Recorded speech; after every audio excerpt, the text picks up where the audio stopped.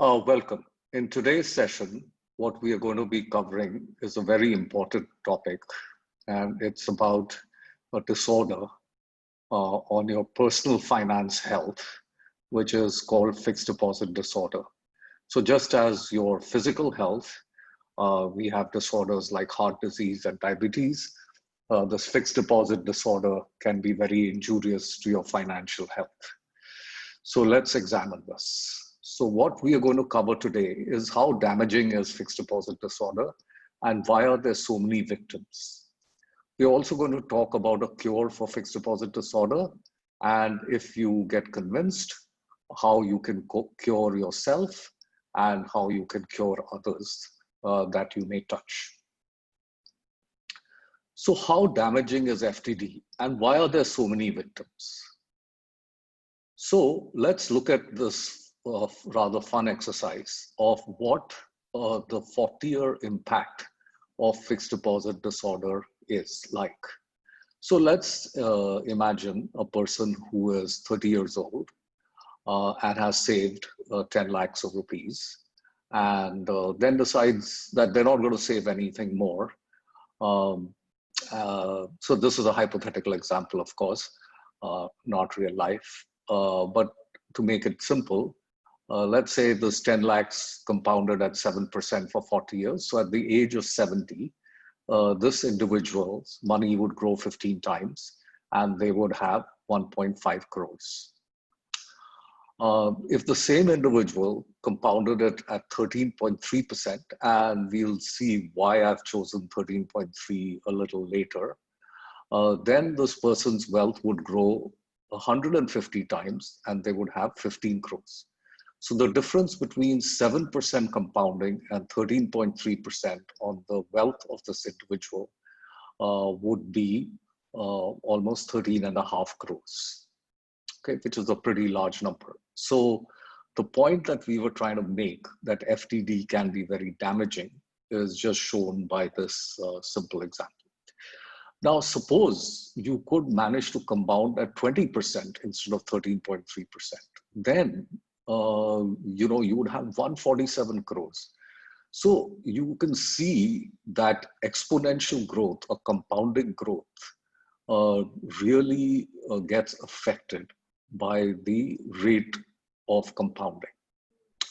To go further, suppose you could compound at 30% and a stock like Reliance has for 24 years compounded at 31%. It's very unlikely that Reliance will be able to compound at 31% for 40 years. But if it did, then the 10 lakhs of this hypothetical individual would become 3,612 crores, which is huge. To further illustrate this, you must have heard of this example of the king, the sage, the chessboard, and grains of rice, where the king would have had to put 2 raised to the power of 64 grains of rice on the 64th square of this chessboard, because it would compound. So the first square would be 2, then the second square would be 2 raised to the power of 2, and so on and so forth. So that would mean 18.44 quintillion grains of rice. Okay. Now, quintillion is 1 followed by 18 zeros. A trillion is 1 followed by 12 zeros. I got this all from Google. And if you want to do an interesting exercise, you can see that these 18.44 quintillion grains of rice, how much would that be in terms of the annual production of rice in the world, assuming that the annual production does not grow? Now, I got a figure of about 500 years, but I'll leave you to figure it out with Google as to what kind of figures you get. So COVID also here has now shown us the power of compounding and the power of exponential growth. So the one big takeaway that I want all of you who are watching this video to take is that if you can increase the compounding rate on your investments, that is going to have a huge impact. Now, how you can do that is something that you should seriously think about. Okay, so now let's see what has been the annual loss estimate for FD investors in India. These are also called term deposits. So the fixed deposits or term deposits, as of March 2019, held by scheduled commercial banks were about 78 lakh crores.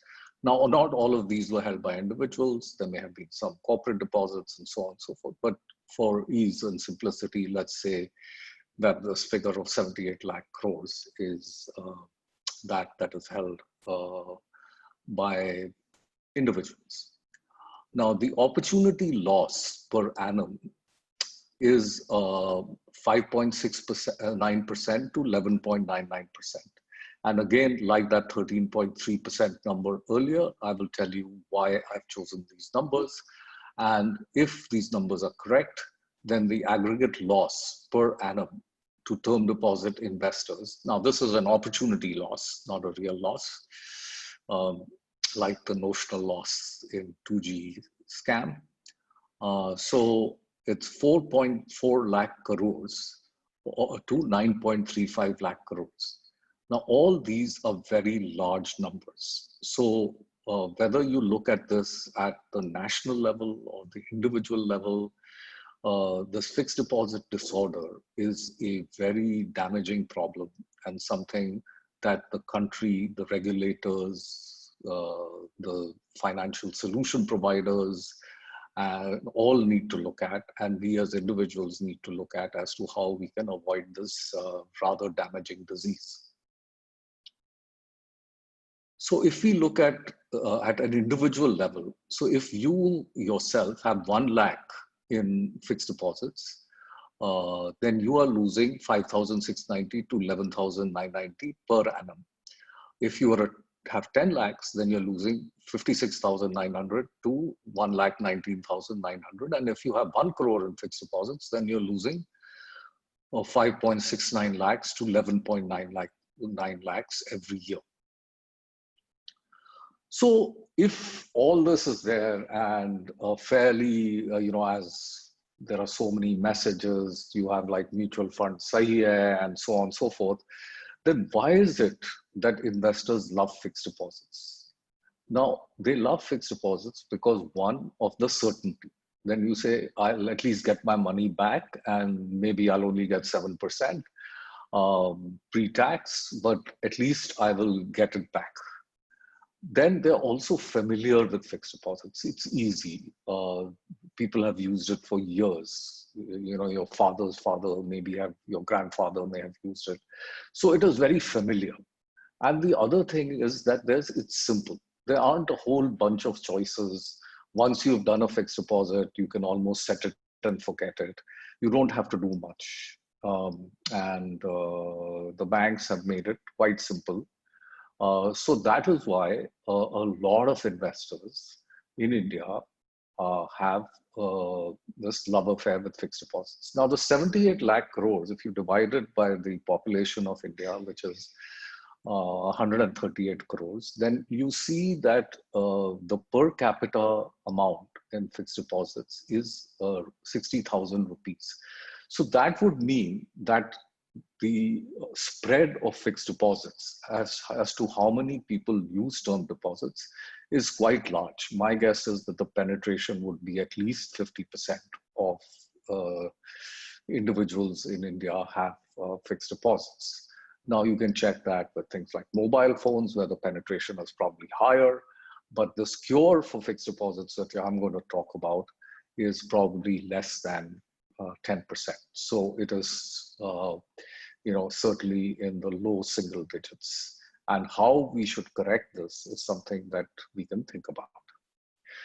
Now also, I'm going to go back around 50 years. At that time, I think this LPG or cooking gas was introduced into India.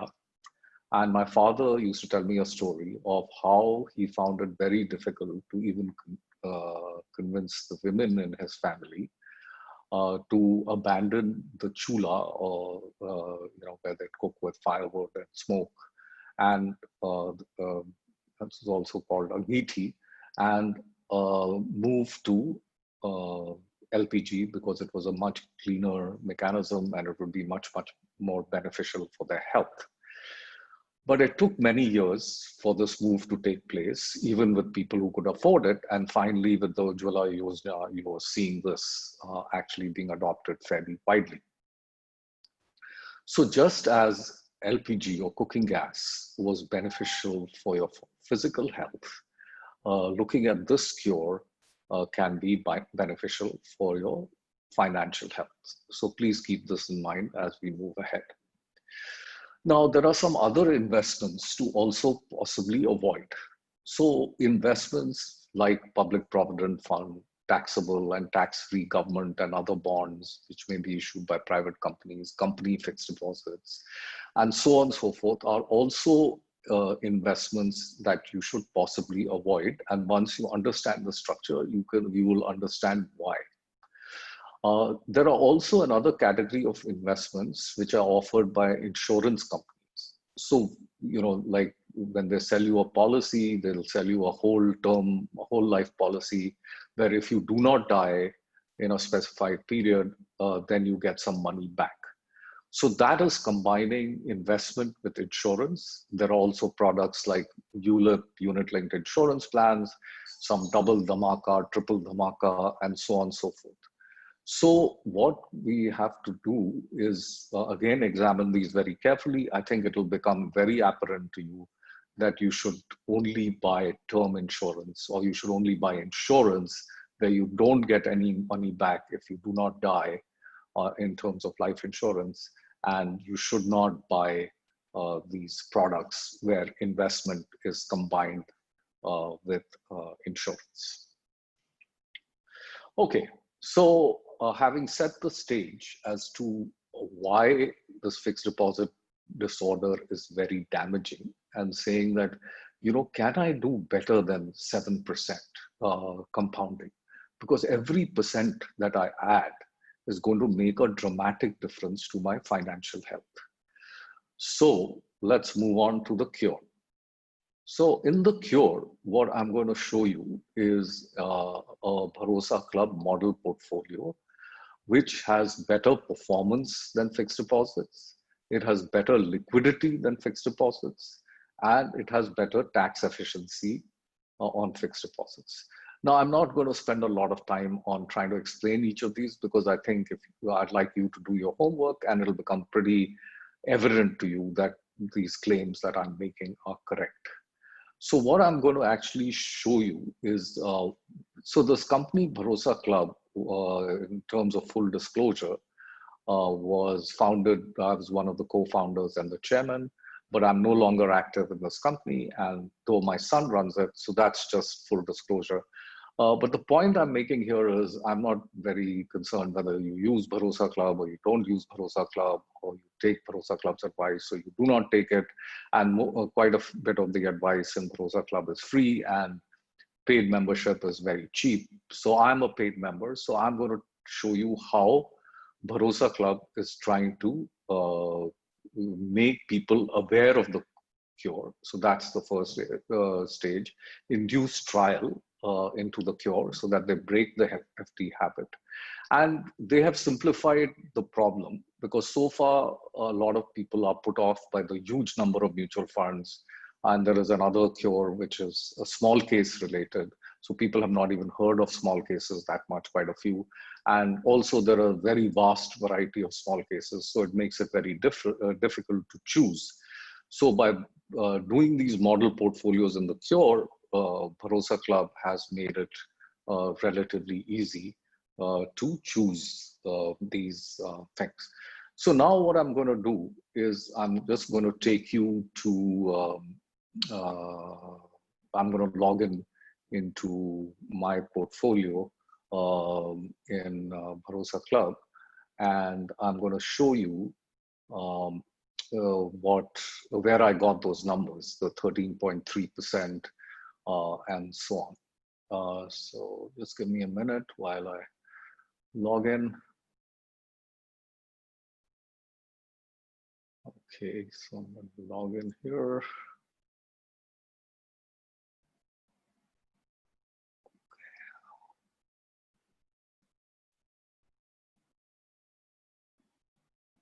Okay, so once I've logged in, in the top, you can see that there is, you can learn there, you can act, there are some tools, you can grow the club and you can subscribe and so on and so forth. So what we are interested in is the tools. So we go to tools and then we go to model portfolio. So here, there are two model portfolios that Bharosa Club is showing. One is based on small cases. And again, I'm going to let you do your own homework and research what small cases are and so on and so forth. I will do another video more specifically on the model portfolios. But for this video, I'm just going to give you an overview. So here it says that you can use 3 small cases. It gives you what the risk is in each of the small cases and how much of your money you should put in each of the small cases. Now, once you start off with this, then over time, the percentages could vary. And once a year or so, you could rebalance and bring it back to these kind of percentages if you choose to do that. Okay. So the second one is based on mutual funds. And here you see that there are 5 mutual funds in the model portfolio. And again, how much you should put is specified. Now, all the mutual funds are from one fund house, and Bharosa Club actually explains why they've done that. But what is more interesting to us is the performance.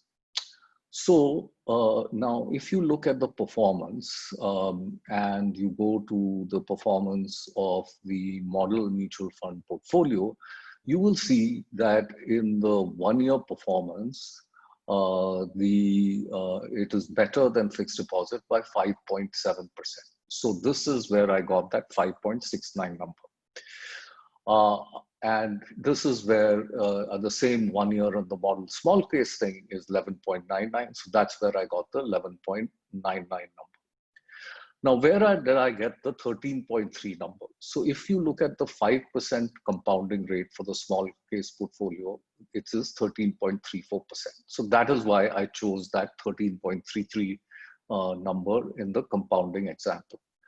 Now, what I also want to show you is that it's not like in 1 year, the mutual fund portfolio has done much worse than the small case.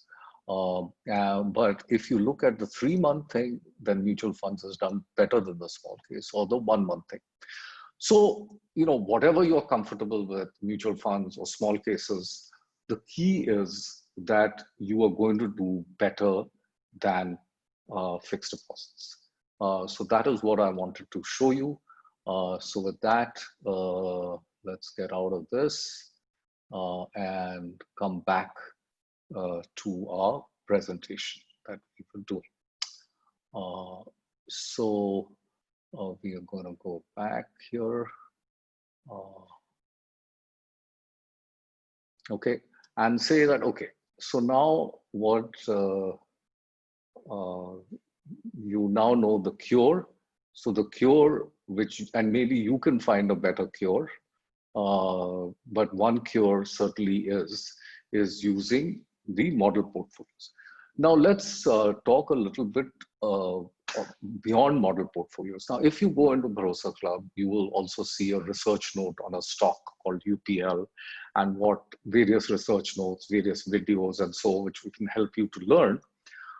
But I picked the stock UPL, which is a company which has actually gone down, if you look at the 1-year performance, by around 25%. But if you delve deeper into this and you really study the stock, then I feel that it could give more than a 15% CAGR over the next 5 years. So why do I feel that? What is the kind of thing? What does Bharosa Club say, etc., etc.? You can look at. And there is also a video series called Stocks 0 to Hero, where a stock of Britannia is analyzed, and you can look at it, and then maybe you can try and find the next Reliance, or even invest in Reliance and try to compound. So the point I'm making is that as you graduate in your knowledge, you can move from fixed deposits to model portfolios, and then you can even go beyond model portfolios if you feel that you can even do better than 13.33%, and maybe like even get to 20%. You could also sort of create your own company. And that is what I did. I was an employee of a very successful .com company called PayPal, and that really helped me compound my wealth considerably and helped me become financially independent. So you have many, many choices beyond just the model portfolios to compound your wealth and become financially independent. So I hope I have managed to convey to you why you should seriously look at the rate at which you are compounding your wealth and try and push that up, and that fixed deposits are certainly not going to do it. There are much better alternatives out there. Fixed deposits are like the chula. You need to move to the cooking gas and do better for yourself. With that, I'm going to come to the last slide in this presentation.